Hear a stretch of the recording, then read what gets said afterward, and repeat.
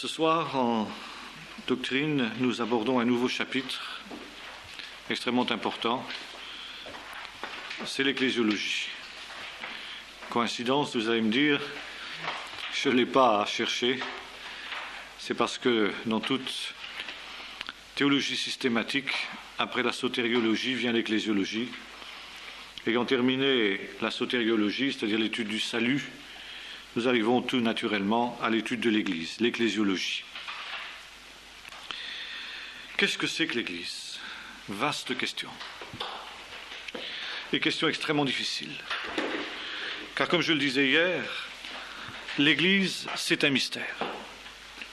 Nous lisons ça dans les textes que nous avons lus hier, dans Éphésiens, notamment l'Épître aux Éphésiens qui sera la base de toute cette étude, forcément, puisque l'Épître aux Éphésiens, c'est l'Épître de l'Église. Nous aurons aussi en arrière-plan l'Épître aux Colossiens qui est en quelque sorte le prolongement de l'Épître aux Éphésiens, qui, pour être plus général, n'en traite pas moins non plus de l'Église. Par conséquent, un mystère. Un mystère, nous est-il dit, caché en Dieu de tout temps, qui pourtant était présent dans le plan de Dieu dès le commencement, mais qui n'a été l'objet d'une révélation qu'à une période donnée. Et cette période, c'était après la Pentecôte. Et la plénitude du mystère de l'Église qui a été révélée par étapes. Nous pouvons dire que la première étape de cette révélation, c'est Jésus lui-même, notamment dans la fameuse déclaration à Pierre, « Sur cette pierre, je bâtirai mon Église ». C'est la première mention du mot « Église » dans le Nouveau Testament et dans la Bible tout entière. Dans l'Ancien Testament, il n'en est absolument pas question. Puis ensuite, il y a la création de la communauté primitive à Jérusalem après la Pentecôte, puis une nouvelle grande étape au cours de laquelle cette Église s'ouvre aux païens avec la conversion de Corneille, dans laquelle Pierre joue un rôle majeur comme le Seigneur le lui avait dit quand il lui avait dit « Je bâtirai mon Église ». Et puis ensuite, il y a la conférence de Jérusalem, acte 15, où soudain on est amené à penser le phénomène nouveau qui se crée. Et enfin, la plénitude de la révélation vient avec l'apôtre Paul. L'apôtre Paul qui peut déclarer, avec l'humilité qui est la sienne, que moi, dit-il, qui suis le moindre de tous les saints, l'avorton, c'est moi en quelque sorte. Il m'a été donné d'être celui auquel la révélation de ce mystère caché le Christ en tout temps, qui a été révélé, qui était déjà existant au moment où Paul s'est converti. Mais l'étendue du mystère n'a été révélée qu'à Paul. Et c'est Paul, donc, qui nous expose de la manière la plus lucide, la plus suivie qui soit, le mystère de l'Église, notamment dans ses épîtres, qui traitent de l'Église. C'est dire qu'il ne faut pas nous étonner que nous ayons affaire là à un sujet parmi les plus difficiles qui soit à cerner. Et à cette difficulté de base, si j'ose dire, s'ajoute une autre difficulté, qui est le fait qu'aujourd'hui, après 20 siècles d'histoire de l'Église, siècles au cours desquels on a eu les plus grandes difficultés à comprendre le mystère de l'Église, et où par conséquent de nombreuses déviations ont eu lieu dans ce sens, on soit aujourd'hui en pleine confusion. Et nous pouvons dire que pour l'Église du XXe siècle, l'Église au sens large, c'est-à-dire le christianisme au XXe siècle, la question de l'Église soit le problème numéro 1 aujourd'hui. Et en même temps, on peut dire que le XXe siècle est le siècle où se pose la question de l'Église. Église, ecclésia en grec, c'est en fait la communauté des disciples qui a été appelée par Jésus, mise à part par Jésus, pour répandre son évangile au monde entier et travailler ainsi à l'expansion du règne de Dieu. Le propre de l'évangile, de la bonne nouvelle que Jésus prêche, c'est que cette bonne nouvelle doit être partagée et qu'on ne peut être chrétien qu'en communion avec les autres. Ceci est la pierre angulaire de la doctrine de l'Église. Si l'on n'admet pas ça, alors on ne peut rien comprendre à la vision de l'Église. Et comme je disais hier, hélas, c'est une des notions les plus difficiles à faire entrer dans l'esprit des évangéliques. Pour les raisons que j'ai exposées, savoir que l'appel à la conversion individuelle, l'appel à une relation directe avec le Seigneur, une communion personnelle avec Dieu, qui sont essentielles, développe l'idée, si vous le voulez, que le chrétien individuel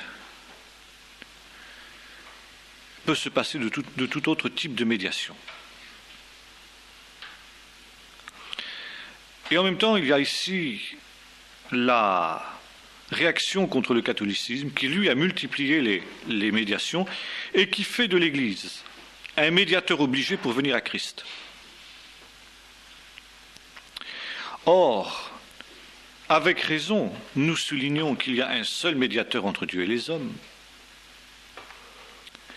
mais également, s'il y a une médiation première avec le Seigneur, directe, dans la communion personnelle, l'étude personnelle de la Bible, la lecture personnelle, la prière personnelle, il y a des médiations secondes qui sont indispensables. Et l'Église est la concrétisation de ces médiations secondes. Et ça, nous aurons l'occasion de voir les différentes formes de ces médiations, qui sont les sacrements, bien que je n'aime pas ce mot. Je le récuse même. Mais il est certain que pour être second par rapport à la conversion, le baptême, par exemple, est une réalité importante, indispensable. La Sainte Seine l'est aussi. Ça, ce sont, dans la tradition protestante, les deux seuls sacrements que l'on reconnaît comme tels. Comme, personnellement, je rejette la notion de sacrement, que je considère ne pas être biblique. Je n'ai aucune peine à ajouter à cela la prière pour les malades, l'onction d'huile, etc. Donc ici, médiation seconde. Médiation seconde, donc Sainte Seine, automatiquement, qui dit Sainte Seine, la Sainte Seine n'est pas un rite magique. La Sainte Seine est un signe, nous aurons l'occasion d'y revenir, signe d'une réalité vécue. C'est pourquoi, si la Sainte Seine se réduit simplement à un rite, eh bien, elle perd son sens et sa signification. La Sainte Seine est un signe de la communion, la koinonia qui unit les membres du corps les uns aux autres. Et par conséquent, qui exprime concrètement une réalité qui est vécue en dehors du temps de Sainte Seine, en dehors du temps du culte. cette complémentarité des membres du corps les uns par rapport aux autres, cette vie proche les uns des autres, qui crée la communion, qui crée la koinonia, pour reprendre le terme grec, et qui s'exprime visiblement quand, le dimanche, les membres du corps sont rassemblés autour de la Sainte Seine. C'est une médiation seconde. Médiation seconde que les ministères, médiation seconde que la prière en commun, médiation seconde que l'interpellation de la parole de Dieu, etc., etc. Or, toutes ces réalités se vivent en Église. Et là, nous avons ces deux écueils qui sont représentés par, d'une part, la tradition catholique, qui dit qu'il ne peut pas y avoir de communion avec le Christ sans la médiation de l'Église. Et la position évangélique extrémiste qui ne s'exprime pas ainsi. Car le problème souvent, c'est qu'on a une théologie de l'Église qui est souvent fausse, mais qui existe, mais dont on ne tient pas compte du tout dans la pratique. Le problème est là. Le problème dans le lieu évangélique, il n'est pas doctrinal, il est essentiellement pratique. Car si j'ai une relation personnelle et directe avec le Seigneur, sans médiation, alors pourquoi une église? L'église est un luxe que je me paye. C'est un luxe ou c'est un plus dont je peux éventuellement me passer si cette église ne répond pas à ce que j'en attends. Et dans ce cas, je me récupère sur ma communion personnelle avec le Seigneur. Et c'est pourquoi, ici, il nous faut considérer que cette vision n'est pas biblique. En aucune manière. Car c'est simplement l'approche première, donc la conversion, qui se fait sans médiation, et encore, qui se fait quand même par la médiation de l'Église, car souvent c'est dans l'Église qu'on entend l'Évangile et l'interpellation de l'Évangile. Et le maintien de la communion avec le Seigneur. Tout le message biblique est clair à ce niveau-là. Le maintien de la communion avec le Seigneur passe par le maintien de la communion avec les frères. Donc passe par le maintien de la communion avec l'Église. Les deux réalités sont parallèles. Et là, il faudrait reprendre des textes comme Éphésiens 4, verset 1er, où l'apôtre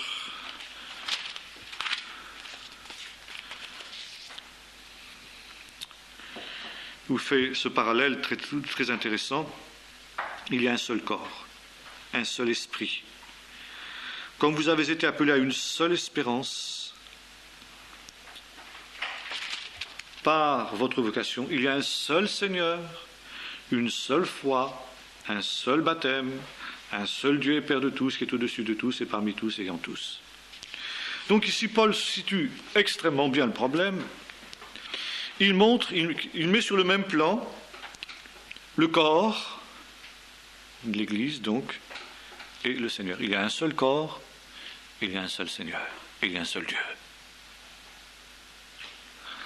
Et nous retrouvons là dans la même situation qu'au niveau du couple, où Paul déclare ceci: « Femmes, soyez soumis à vos maris comme au Seigneur. » Et tout le fameux texte sur les cheveux longs et le voile de la femme est là pour nous montrer que la soumission est le maître mot de l'Église. est le maître mot du croyant.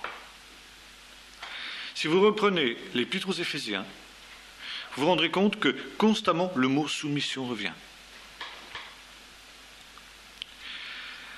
Et là, nous voyons précisément que, pour prendre l'exemple du voile ou des cheveux longs, la femme qui refuse cela, en fait, refuse l'ordre de Dieu, refuse la soumission à son mari, et refusant la soumission à son mari, ne peut plus être en communion avec le Seigneur.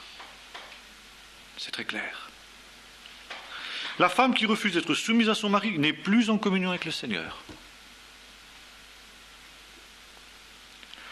Il n'est pas étonnant qu'aujourd'hui, on ne veuille même plus lire dans l'occasion des mariages, tant dans les églises protestantes que catholiques, ce texte-là, où il dit « Femmes, soyez soumises à vos maris ». C'est plus dans l'esprit du siècle, mais c'est quand même dans l'esprit de l'Évangile. Ensuite, comme je disais hier, il y a « Serviteurs, soyez soumis à vos maîtres ». « Enfants, soyez soumis à vos parents ». Et nous voyons toute cette pyramide, en quelque sorte, du corps, Dieu, n'est-ce pas, souverain qui est au-dessus de tout et en tous, dit l'apôtre Paul. Christ qui est soumis à Dieu, l'homme qui est soumis à Christ, et pour exercer sa souveraineté, Christ donne des ministères auquel précisément il y a à se soumettre, puis la femme qui est soumise à son mari et à l'homme en général. Ça nous disons dans Timothée. Que la femme écoute l'évangile avec soumission, la parole avec soumission, nous est-il dit. Alors évidemment, là, il ne faut pas tomber dans l'excès inverse. Et certains frères qui sont d'une envergure parfois très limitée, qui ne croient pas qu'ils peuvent se permettre de reprendre des sœurs qui parfois ont une valeur beaucoup plus importante, plus grande qu'eux sur le plan tant spirituel qu'humain. N'est-ce pas ? Ce n'est pas la soumission de l'adjudant-chef vis-à-vis du deuxième classe, bien sûr. L'autorité de l'adjudant-chef sur le deuxième classe, ça n'a rien à voir. C'est un principe général. Les enfants, les jeunes qui sont soumis aux anciens. Les serviteurs qui sont soumis au maître en dehors de l'Église. Là, on est en dehors de l'Église, mais c'est l'ordre de Dieu. Là, on a de Dieu, on passe au monde, n'est-ce pas ? Et c'est toute la vision d'Éphésiens. Cette pyramide, si vous voulez, qui va comme ça s'élargissant jusqu'à s'élargir au niveau du monde. Et dans la soumission. Et à nouveau, j'ai été frappé ces jours, comme je disais hier, de méditer ce texte où le Seigneur dit « Serviteurs, soyez soumis à vos maîtres » comme si c'était à Christ. Comme si c'était à Christ lui-même. Ça veut dire que celui qui veut être en communion avec le Christ et qui refuse de se soumettre à son patron, ce qu'il fera en général pas d'ailleurs, parce que autrement le patron lui dira « Mon cher, tu prends la porte ».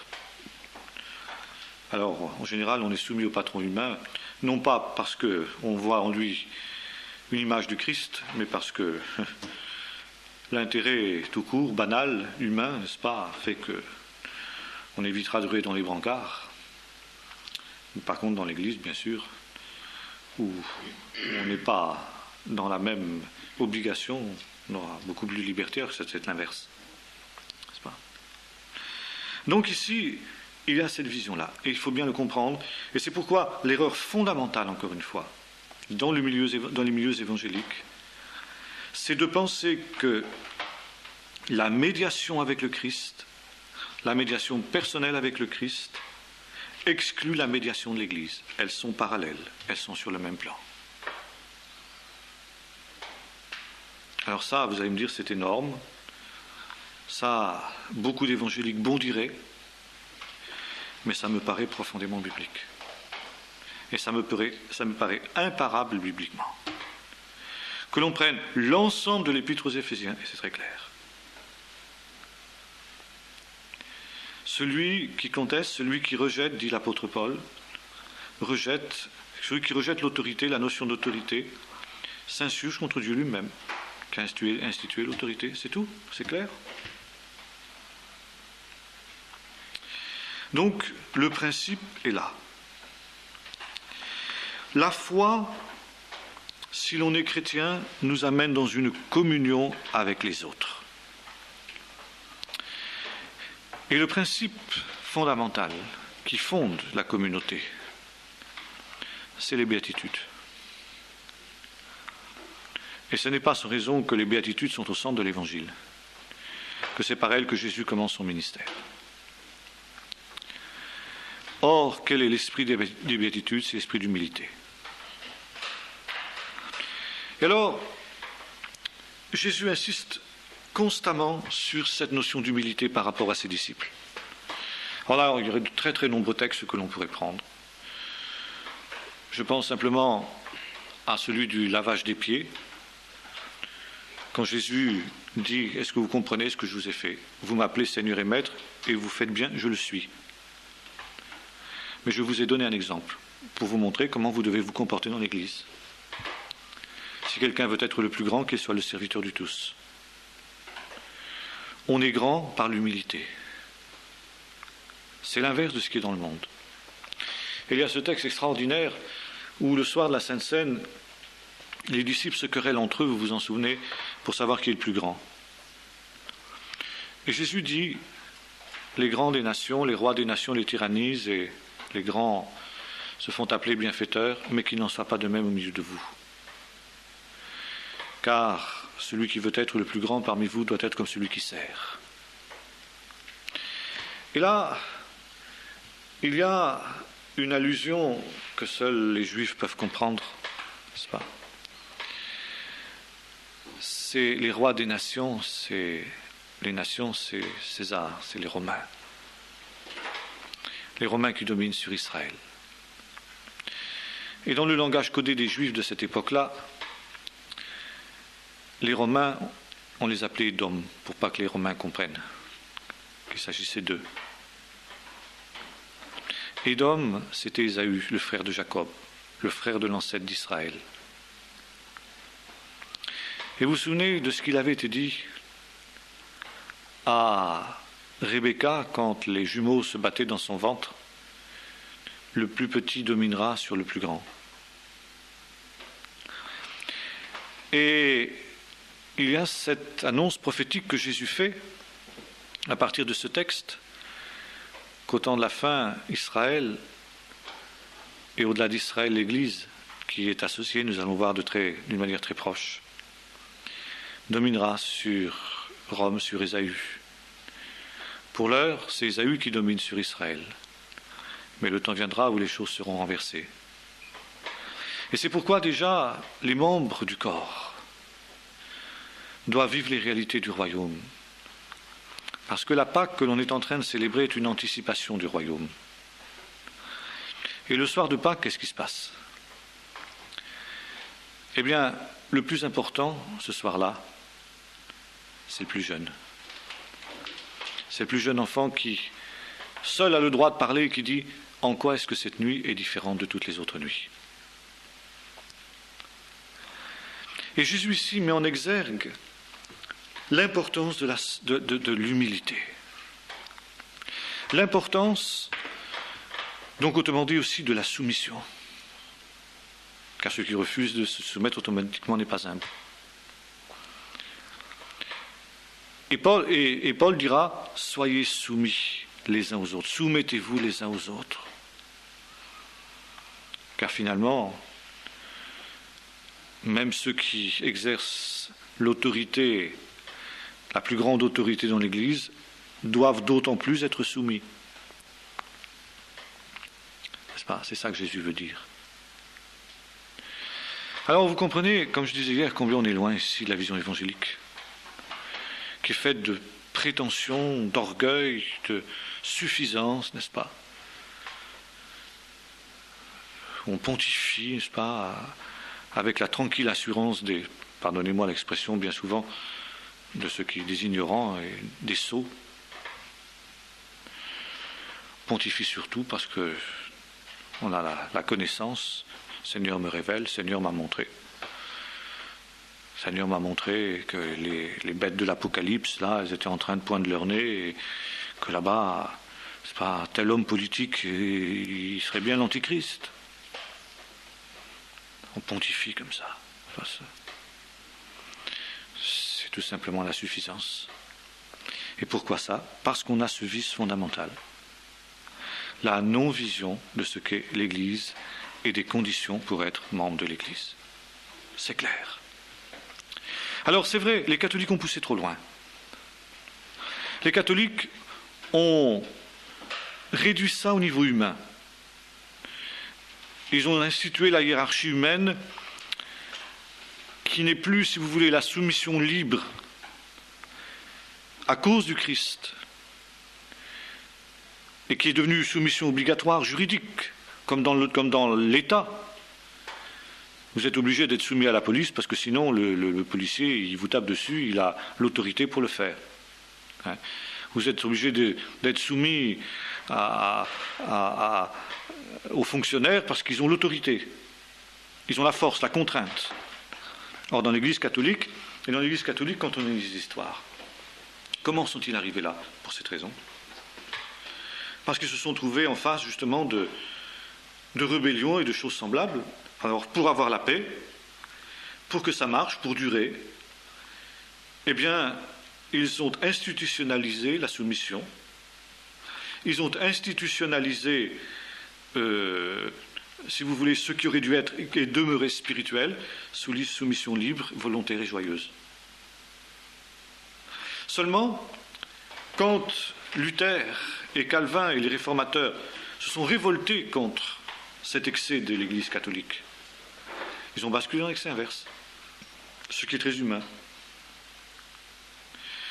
Et alors, ils ont introduit un principe extrêmement négatif. Ils ont introduit, comme je disais hier, le principe de la sanctification de la rupture. Alors qu'on ne comprenne pas mal, je ne dis pas qu'ils ont eu tort de rompre. Ils n'avaient pas le choix.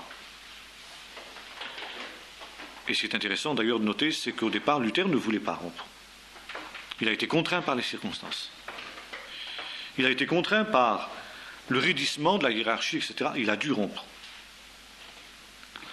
Mais, si vous voulez, ceux qui sont venus après lui, au lieu de considérer la rupture comme quelque chose qui était négatif,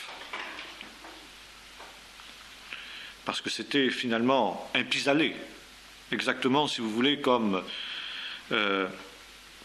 lorsque on coupe un membre dans un corps malade, dans un corps gangréné. Bon, on le fait parce que c'est indispensable, sinon c'est le corps qui meurt. Mais on ne va pas considérer que celui qui va marcher avec une seule jambe, celui qui va être unijambiste, c'est un mieux. C'est un pis-aller. Hein? Et au lieu de considérer que c'était un pis-aller de cet ordre-là, eh bien maintenant, on s'est mis à imiter Luther et Calvin dans la rupture. Et alors que Luther et Calvin avaient rompu pour des raisons fondamentales, des raisons graves, car il y a effectivement un appel à la rupture.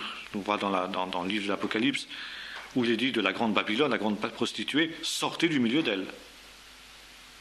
Mais quand doit-on sortir? Quand on a affaire à la prostituée.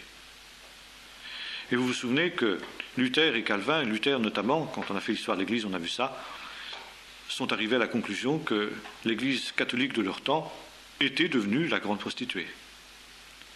Et ils n'ont quitté l'Église que quand ils ont eu cette conviction, ce qui est très intéressant.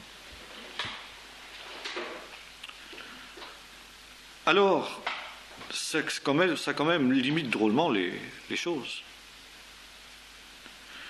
Car la prostituée, c'est le comble de la déchéance, le comble de l'apostasie. Et l'Église catholique du XVe et du XVIe siècle, comme on l'a vu dans l'histoire de l'Église, était effectivement dans un état qui n'était pas loin d'être celui-là.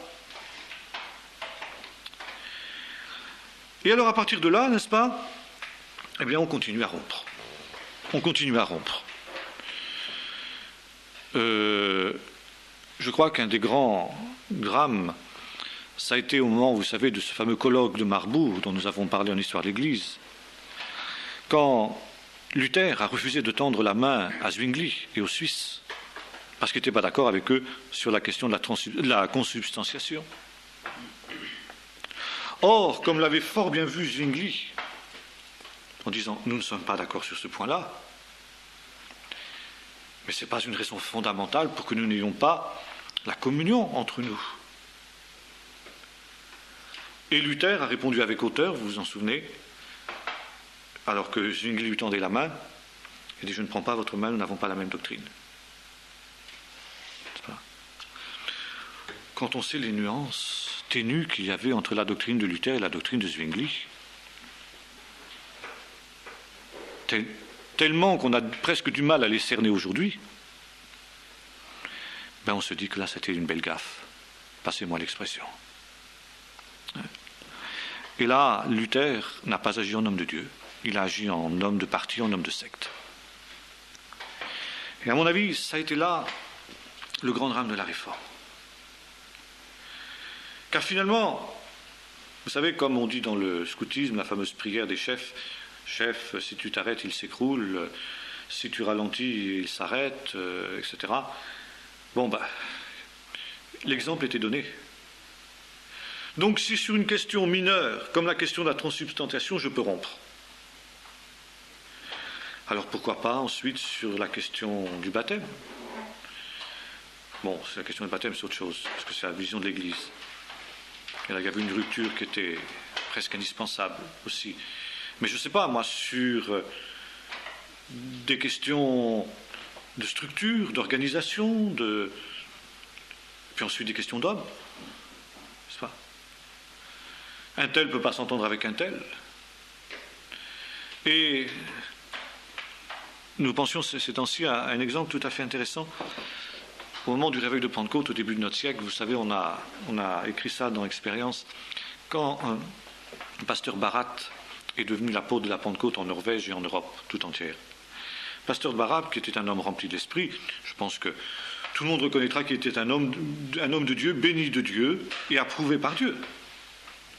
Les signes de son ministère, comme dirait l'apôtre Paul, les signes de son apostolat étaient évidents. Or, pendant des années, Barat a continué à pratiquer le baptême des enfants. Et ce n'est qu'au bout d'un certain nombre d'années, d'un bon nombre d'années, qu'il a demandé à Lévi Pétrus de le baptiser. Et l'attitude de Lévi Pétrus est très intéressante. Car Lévi Pétrus, pasteur baptiste, a été rempli du Saint-Esprit par le ministère de Barat, alors que Barat baptisait encore les enfants. Et Lévi Pétrus et Barat ont été unis, si j'ose dire, dans la communion spirituelle, pendant des années, alors que l'un baptisait par immersion et l'autre baptisait les enfants. Et en fin de compte, Barat a demandé à Lévi Pétrus de le baptiser. Ça veut dire que Lévi Pétrus n'a pas considéré que le fait que son ami et son père spirituel n'étaient pas éclairés sur cette question du baptême des enfants était une raison suffisante pour rompre la communion avec lui. Alors, ici, il faut faire très attention parce qu'on est sur une ligne de crête. Vous comprenez ce que je veux dire? Ça ne veut pas dire que Lévi Pétrus reconnaissait le baptême des enfants, ni reconnaissait, il aurait reconnu comme membre de son église même Barat. Vous voyez, c'est différent. C'est sur un autre niveau, c'est sur un autre plan, mais il ne le jugeait pas, il ne le condamnait pas, il ne disait pas tu es un vulgaire, comme avait fait Luther, quoi, qui avait refusé de prendre la main de Zwingli sur une question beaucoup plus mineure que celle-là, qui prêtait beaucoup moins de conséquences que celle-là. Alors, il y a la sanctification de la rupture. En me séparant, je fais l'œuvre de Dieu. En rompant la communion, je fais l'œuvre de Dieu. Je suis un homme fidèle, je suis quelqu'un qui, par souci d'écouter la voix du Seigneur, eh bien, me sépare. Et on arrive à Darby. Darby qui, à la fin de sa vie, à force de se séparer des uns et des autres, il était tout seul, quoi. Presque tout seul. Il est mort, il avait quelques personnes autour de lui, puis voilà. C'est tout. Il avait passé sa vie à se demander de qui il devait se séparer par fidélité au Seigneur. On comprend bien que ça va pas, quoi. Quand on voit Paul qui nous dit dans Éphésiens 4, « Je vous exhorte, moi le prisonnier dans le Seigneur, à marcher d'une manière digne de la vocation que vous adressez en toute humilité et douceur, encore l'humilité, avec patience, vous supportant les uns les autres avec amour, vous efforçant de conserver l'unité de l'esprit dans le lien de la paix. » C'est le contraire. Ils ont fait le contraire. Et alors, vous comprenez, c'est l'hérésie, comme on disait hier. Parce que on hypertrophie un cas extrême, un cas d'exception, sortez du milieu de mon peuple. Quand c'est la grande Babylone, quand c'est vraiment le tout dernier, la fin, l'Église qui pactise avec l'Antichrist, parce que qu'est-ce que c'est la grande Babylone? C'est ça. C'est les tout derniers moments de l'histoire de l'Église. Alors là, oui, retirez-vous, soyez séparés, parce que c'est une question de vie ou de mort. Sinon, vous allez participer à ces jugements. Et puis, on prend cette exception-là, exceptionnelle, et on en fait la norme, on en fait la règle. Et cette norme et cette règle annulent tous les autres textes, qui nous disent exactement l'inverse, qui nous disent conservez l'unité de l'esprit, qui nous disent supportez-vous, etc. Vivez dans l'humilité, dans la soumission. C'est véritablement l'hérésie au sens étymologique, au sens doctrinal du terme. Vous voyez? Alors, bon, là, il y aurait encore beaucoup de choses à dire, mais je me suis un peu égaré, une digression qui n'est pas sans intérêt, parce que je crois qu'effectivement, là, on touche à quelque chose de fondamental. Et là, quand on voit le triste état du monde évangélique, comme disait M. Ricard, cet an dernier, comment il était en Belgique, n'est-ce pas, où là-bas les églises se divisent, se subdivisent, qui sont déjà des toutes petites églises, des tout petits groupes, n'est-ce pas, se subdivisent, n'est-ce pas, le moindre problème entre frères, n'est-ce pas, la moindre querelle, et hop, aussitôt, je ne suis pas content, je m'en vais avec 6 personnes, et puis je crée une nouvelle église avec 6 personnes, et de l'autre côté, il y en a 12, quoi. Que voulez-vous? On est loin du corps qui forme un solide assemblage, qui est un ensemble bien charpenté. C'est tout à fait l'inverse. Hein? Car qu'est-ce que c'est que l'Église? L'Église, c'est l'assemblée, ou la communauté, ou la synagogue. Tout ça, c'est la traduction du même mot. Très intéressant d'ailleurs qu'Église et synagogue, c'est le même mot. Ça veut dire exactement la même chose. C'est la Beth Knesset en hébreu, ou encore le Kéal. Kéal, alors prenons chacun des mots si vous le voulez d'abord. Beth Knesset, c'est l'endroit où on se rassemble. Knesset, c'est rassembler, lier ensemble. Hein? C'est d'ailleurs aujourd'hui le nom du Parlement israélien, la Knesset. Hein? Mais c'est ça, l'endroit du rassemblement. Nous allons voir combien cette notion de rassemblement est importante dans la vision d'Église. Ensuite, nous avons le Kéal. Kéal, c'est l'assemblée d'Israël dans le désert. Vous savez, quand l'assemblée était convoquée autour de la tente d'assignation par Moïse, le Kéal. L'ensemble, si vous voulez, la totalité du peuple qui se rassemble. Donc, de là, il y a un mot dérivé, le mot Kéila. Et puis un autre mot, c'est le mot Eda. Eda, c'est un mot très intéressant aussi parce que ça vient du mot Ed, qui signifie témoignage. L'Eda, la Eda, c'est la communauté confessante, la communauté de témoignage. Et là, la Bible est extrêmement claire aussi que le témoignage à rendre à Jésus-Christ ne peut pas être un témoignage solitaire.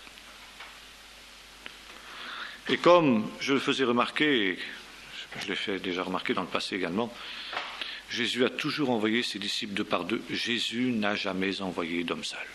Jamais. L'homme seul, la vision de l'homme seul est anti-biblique. Que ce soit, comme nous disions hier, l'homme seul dans son coin, tout seul avec sa Bible, pas une Bible à la main, comme disent les catholiques avec dérision et souvent avec raison. Souvent avec raison. Ça, c'est une interpellation qu'il faut écouter, n'est-ce pas? Ou bien que ce soit l'homme seul, comment dirais-je, dans les responsabilités. C'est une autre déviation des milieux évangéliques et protestants. Le pasteur, homme orchestre.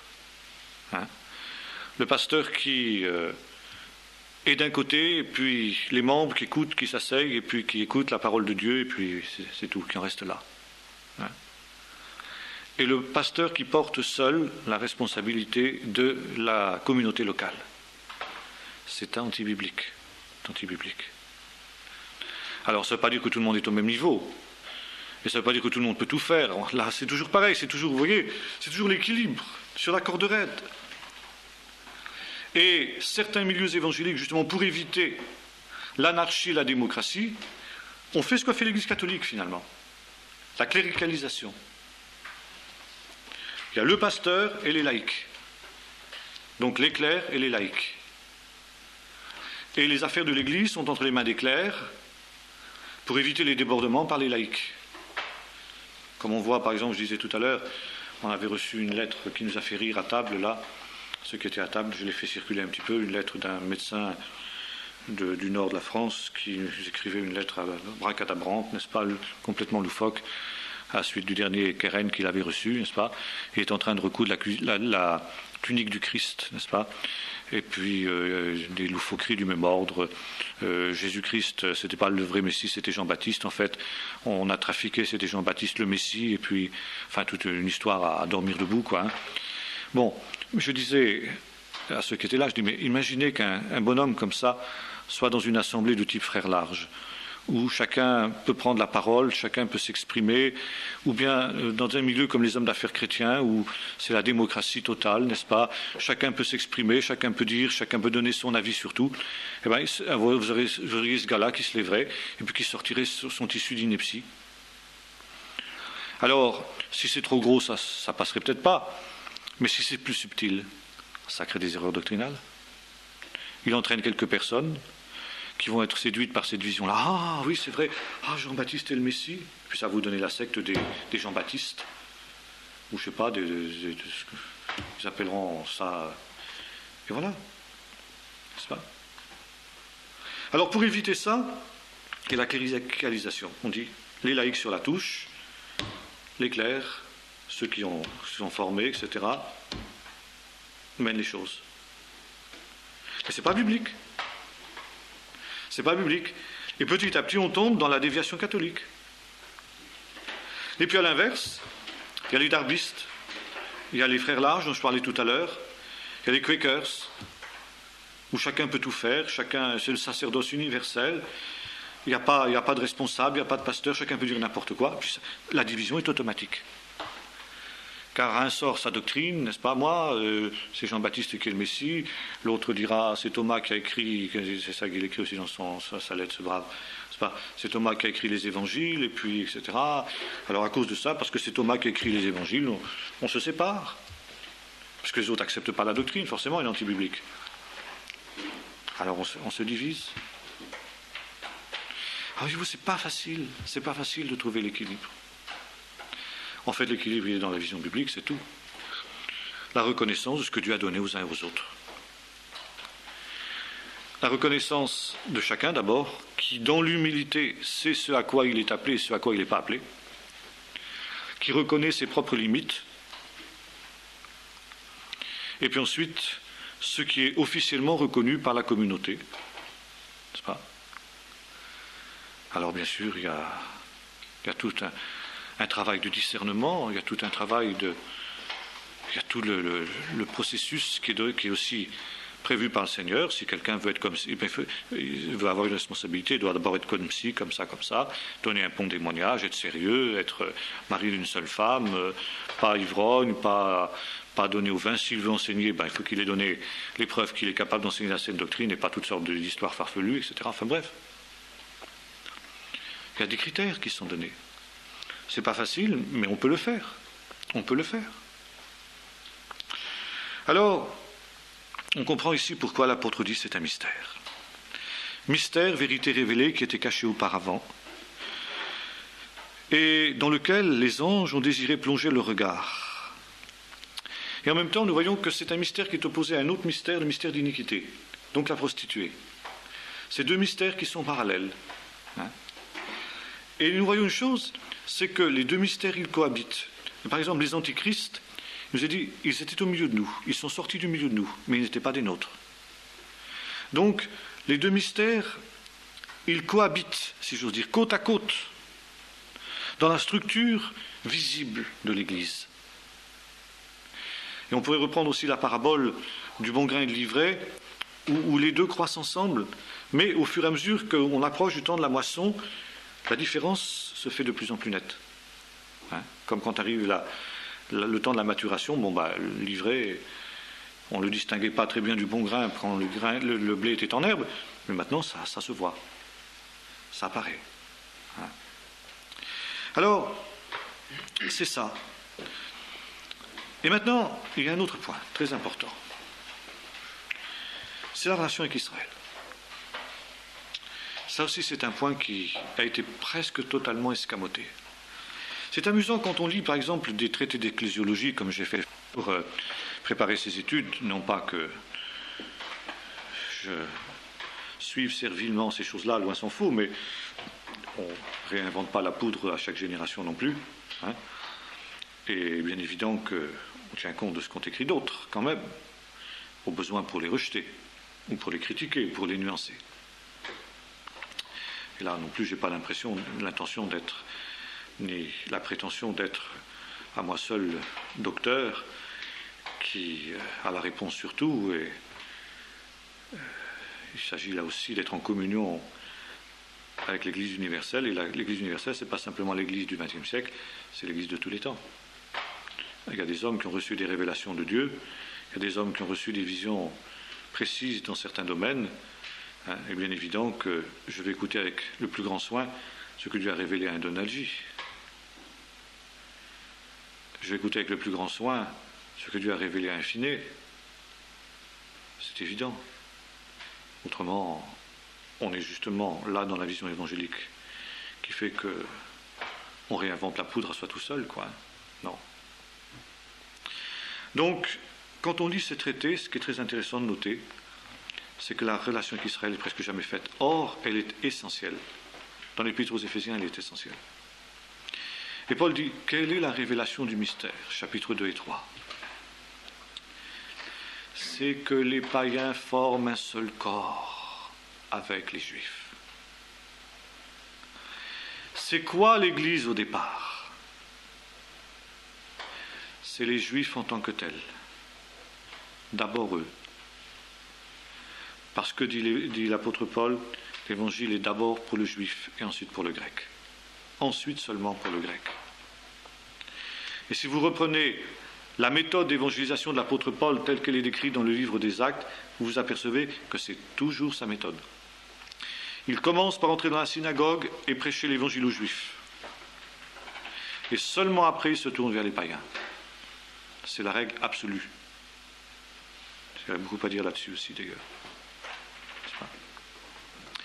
Donc, l'Église, c'est les Juifs en tant que Juifs qui sont unis avec les païens en tant que païens. Ça veut dire que les païens ne sont pas obligés de se convertir au judaïsme ou d'adopter la culture juive pour être membre de l'Église. Et la réciproque est vraie d'ailleurs, ça on l'oublie aussi. Car le grand problème au début de l'Église primitive, c'était que la tentation normale, c'était d'exiger des païens que, sinon qu'ils deviennent juifs, du moins qu'ils adoptent la culture juive. Mais aujourd'hui, où c'est l'inverse, où la majorité de l'Église est chantie, ou païenne, ou non-juive, si vous le voulez, eh bien, quand un juif se tourne vers Jésus, on a tendance à lui dire, deviens païen, quoi. Bon. Donc, il y aurait beaucoup de choses à dire là-dessus. Et ça aussi, c'est un problème qui n'est pas vu. Donc, ces deux qui sont différents, qui étaient ennemis, Car nous dit l'apôtre Paul, c'est vrai, l'évangile était pour les Juifs. Et les païens, incirconcis selon la chair, dit Paul, chapitre 2 des Éphésiens,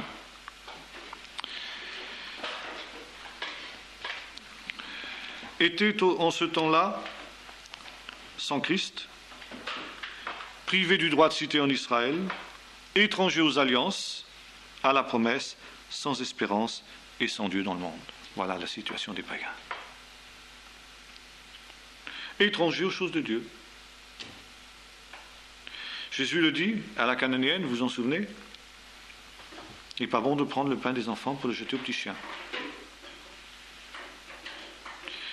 Je n'ai été envoyé que pour les brebis perdues de la maison d'Israël. N'allez pas vers les Samaritains ni vers les païens, allez vers les brebis perdues de la maison d'Israël, dit Jésus à ses disciples. L'évangile est premièrement pour le juif. Et l'Église, c'est d'abord l'Église d'Israël, c'est ça que ça veut dire. Ke'al Israël, c'est-à-dire ce qui était dans le désert. Quand l'assemblée se rassemblait autour de la tente d'assignation dans Noé, c'est ça. C'est le résumé, le terme exact, c'est Ke'al Israël, Église d'Israël. Et dans sa grâce infinie, Dieu accepte de détruire, nous est-il dit, le mur de séparation, l'inimitié, d'enlever la barrière qui empêchait les païens d'avoir accès au sanctuaire.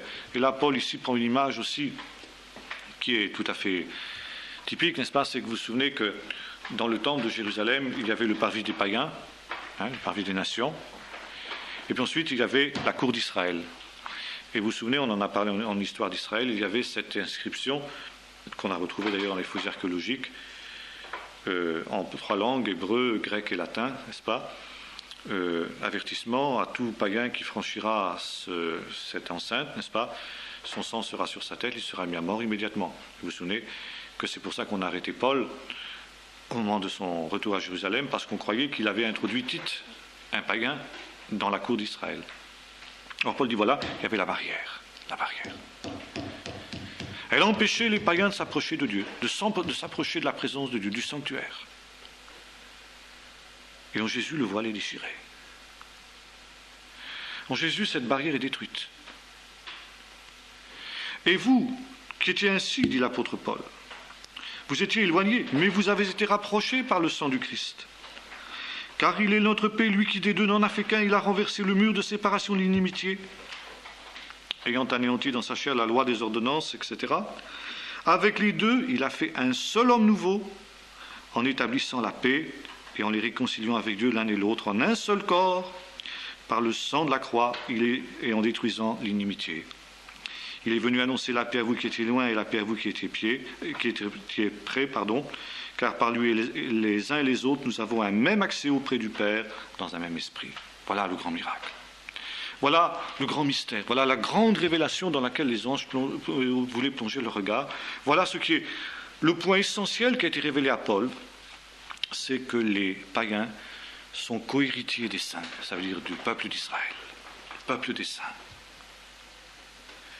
Ils ont accès à l'héritage d'Israël, ils ont accès aux promesses d'Israël. C'est ça l'Église. Vous voyez? C'est pas évident. C'est pas évident pour beaucoup de théologiens cet aspect-là. Et pourtant, il est essentiel. Je ne comprends pas comment on ne le voit pas. Je ne comprends pas. Si, je comprends. C'est parce qu'il y a des siècles de tradition. Et quand on étudie ces textes-là, quand on entend des prédications sur ces textes-là, alors il y a tout de suite une transposition qui est faite. Enfin, les noirs, les blancs, il n'y a plus de différence entre ceux du tiers-monde et nous, etc. L'étranger qui est dans tes portes, les maghrébins qui sont au milieu de nous. Mais je m'excuse. Mais ces textes n'ont rien à voir avec ça. Ces textes ont à voir avec une réalité spirituelle qui était le fait que les non-juifs, de par la loi d'Israël dans l'Ancien Testament, n'avaient pas accès auprès de Dieu. C'est clair. Et voilà, en Christ, il y a cette réalité nouvelle, c'est l'Église. Alors vous comprenez comment l'Église ne peut pas exister en dehors d'Israël. C'est pas possible. L'Église n'existe pas sans Israël. Et Paul dit, vous êtes greffés sur l'olivier d'Israël. Ben oui, ça tombe sur le sens. Mais les branches ont été retranchées, les branches incrédules, d'accord, mais le tronc demeure. La réalité d'Israël demeure. Le reste sanctifie le tout. Et comme il y a un reste dans l'élection de la grâce, finalement, pour Dieu, ça ne change pas fondamentalement les choses. Il y en aurait encore 50 ou 7000 comme au temps d'Élie. Ça ne changerait finalement pas grand-chose au problème. N'est-ce pas? L'Église ne peut pas exister sans Israël.